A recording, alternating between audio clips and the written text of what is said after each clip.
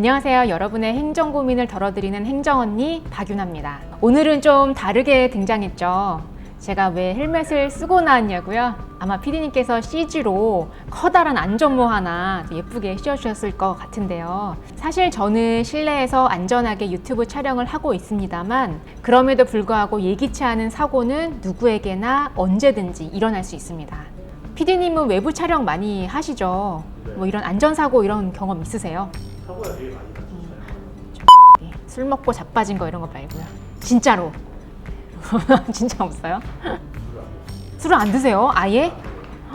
왜 좋은 걸 안 드세요? 행정사님은 오히려 이런 사고가 좀 없지 않나요? 저는 그런 안전사고보다는 이런 거 있어요. 제가 주로 공장이나 뭐 이제 공사 현장 이런 데 업무상 많이 방문하는데 그래서 그런 현장들 때문에 사고가 발생한 적은 있어요. 작년에 타이어에 엄청 큰 칼날이 들어와서 타이어가 막 찢어진 경우가 있었거든요. 근데 그걸 계속 가다가 모르는 채로 가다가 고속도로에서 발견해서 진짜 막 진단 뺀 적이 있습니다. 저는 외근이 좀 많아서 약간 운전에 대한 리스크 이런 게 좀 있는 편입니다. 근데 여기 스튜디오도 안전하지만은 않은데요. 바닥에 전선이 많은 것으로 봐서 감전이나 걸림 사고가 일어날 수도 있고요. 그리고 삼각대 조명 스탠드 이런 것들이 넘어지면 충돌 사고가 발생할 수도 있고요. 그리고 밀폐된 장소에서 오랫동안 촬영하다 보면 어지럽거나 졸릴 수가 있어요. 제가 오늘 이렇게 시작부터 안전에 대해서 잔뜩 이야기하는 이유 감 잡으셨죠? 바로 오늘 주제가 안전보건 컨설팅과 행정사의 업무에 대한 이야기이기 때문입니다. 안전, 행정, 컨설팅 처음 들으면 다소 딱딱하고 생소할 수 있지만 걱정 마세요. 제가 오늘 쉽게 쭉 풀어드릴게요. 행정언니 안전보건 컨설팅이 뭔가요? 요즘 뉴스나 드라마에서 산업재해다, 중대재해처벌법이다 이런 이야기 많이 들어보셨죠. 그만큼 현장에서 일하다가 다치는 사람들이 많다라는 의미입니다. 실제로 한 해에 약 800명 이상의 근로자들이 산업재해로 사망하고 있습니다. 영업일 기준으로 하면 하루에 한 2명 이상의 근로자들이 일터에서 목숨을 잃고 있는 거죠. 지금 유튜브를 찍고 있는 바로 이 순간에도 말입니다. 자, 그래서 등장한 게 바로 안전보건 컨설팅입니다. 말이 어려워 보이죠? 쉽게 한번 설명해 드릴게요. 근로자들이 아프거나 다치지 않게 일할 수 있는 뭔가의 시스템이 잘 갖춰져 있는가, 여기에 대해서 점검하고 개선하는 거, 이것이 바로 안전보건 컨설팅입니다. 전문가 좀 다 왔어요? 그냥 안전하게 일하세요 라는 걸로 그치는 게 아니라요. 법적으로 꼭 필요한 정기 교육을 잘 이수했는지 점검해 드리고 또 현장에서 필요한 위험성 평가가 잘 되어 있는지 또 개선책은 무엇인지에 대한 계획을 수립해 드리고요. 안전보건 관련된 컨설팅 서류를 작성해 드리고 보안 업무까지 이 전체의 업무를 하는 게 바로 안전보건 컨설팅입니다. 이 모든 과정을 통째로 챙기는 업무예요. 자, 그럼 서류 하면 누구죠? 네, 맞습니다. 바로 행정언니 박윤아죠. 저는 이 업무를 전문 컨설팅 팀과 함께 협업해서 하고 있고요. 현대중공업, 롯데건설, SK브로드밴드, 금호석유화학 같은 대기업의 협력사들을 꾸준하게 자문해 오고 있습니다. 자, 그럼 예를 들어 볼까요? 소음이 많고 분진이 심한 사업장 어때요? 호흡기 질환이나 청력 저하 이러한 질환들이 발생될 확률이 높겠죠. 자, 그러면 이러한 사업장에는 귀마개나 마스크 같은 개인 보호구를 지급해줘야 되는 건 물론이고, 그리고 국소 배기장치 설치에 대한 컨설팅도 함께 들어가야 합니다. 자, 이걸 안 하면요, 직업병이 이제 생기게 될 거고 결국 산업재해로 연결이 됩니다. PD님 저번에 왜 노무사님이 얘기해 주셨잖아요. 요즘에 직장 내 괴롭힘 이런 것도 산업재해에 해당될 수 있대요. 제가 보니까 저번에 막 대표님이 놀리시는 것 같은데 여자친구 없다 이런 거 괴롭힘입니다. 틀림없어요. 제가 필요하시면 전화번호 알려드릴게요. 노무사님 전화번호.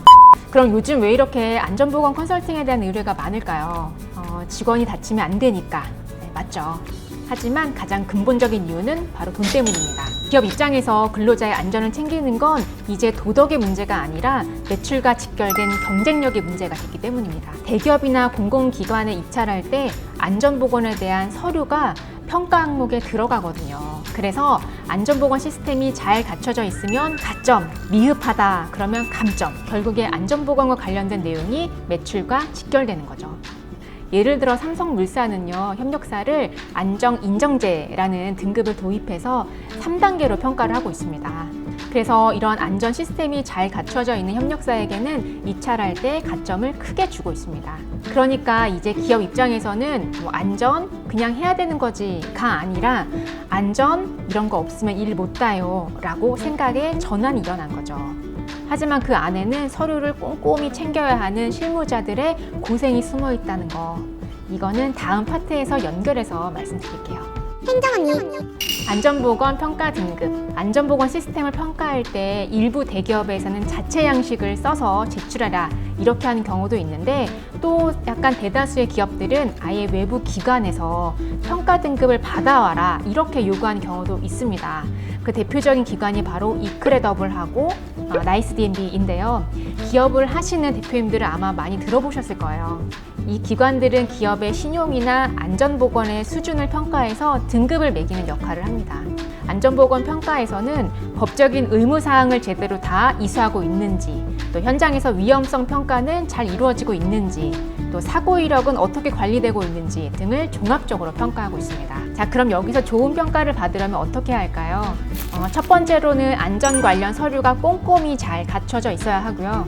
두 번째는 현장에서 실제 위험성 평가에 대해서 잘 이루어지고 있다, 이런 증빙 서류들이 다 갖춰져 있어야 하고, 세 번째는 서류뿐 아니라 비포 앤 애프터 사진, 어떻게 현장의 위험성들이 개선되고 있는지에 대한 시각적 자료까지 모두 확보되어 있어야 합니다.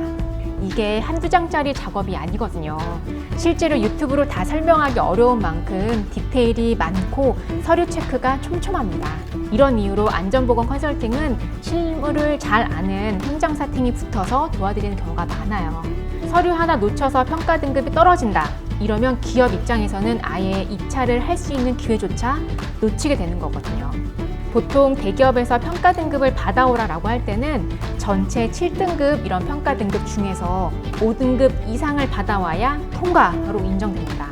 만약에 6등급, 7등급으로 평가된다라고 하면 협력업체에서 탈락하게 되는 거죠. 담당자분들 전화 오시면 진짜 한숨으로 시작해서 한숨으로 끝납니다. 그래서 저희 팀이 직접 투입돼서 기업이 꼭 받아야 되는 평가 등급을 받아들이는 이러한 컨설팅을 하고 있습니다. 있어요. 최근에 1등급 나온 거 하나 있어요. 그거는 쉽지 않고 대부분은 3등급, 4등급 이렇게 나와요. 그래서 저는 이게 너무 좋아요. 이 업무가 너무 의미 있고, 일단은 의미 있고 또 대표님들이 엄청 좋아하시고 매출 상승에 직결되니까. 자, 오늘 영상에서 기억하셔야 될 것은 딱 한 가지입니다. 이제 안전은 선택이 아니라 투자 및 전략입니다. 그리고 그 투자는 실제로 돈이 됩니다. 문제는 그걸 증명하는 서류 하나하나가 입찰 통과의 기준이 된다라는 거죠. 안전보건 평가 가볍게 봐서는 안 됩니다. 실수 하나로 협력업체에서 탈락하는 경우 많이 봐왔습니다. 자, 서류 정리, 평가 기준 맞춤 대응, 기업이 꼭 필요한 평가 등급까지 이러한 컨설팅이 필요하면 저에게 연락을 주세요. 안전보건 컨설팅도 행정 서류 업무도 믿고 맡길 수 있는 행정언니 박유나였습니다. 좋아요, 구독, 알림 설정 안 하면 여러분의 손해. 안녕. PD님 이사도 간다. 여친도 없나 봐. 내가 너무 공개됐잖아. 밑에 5억이다. 뭐 큰일 났다 내가. 여자친구 5억짜리 돈 있고 이제 이사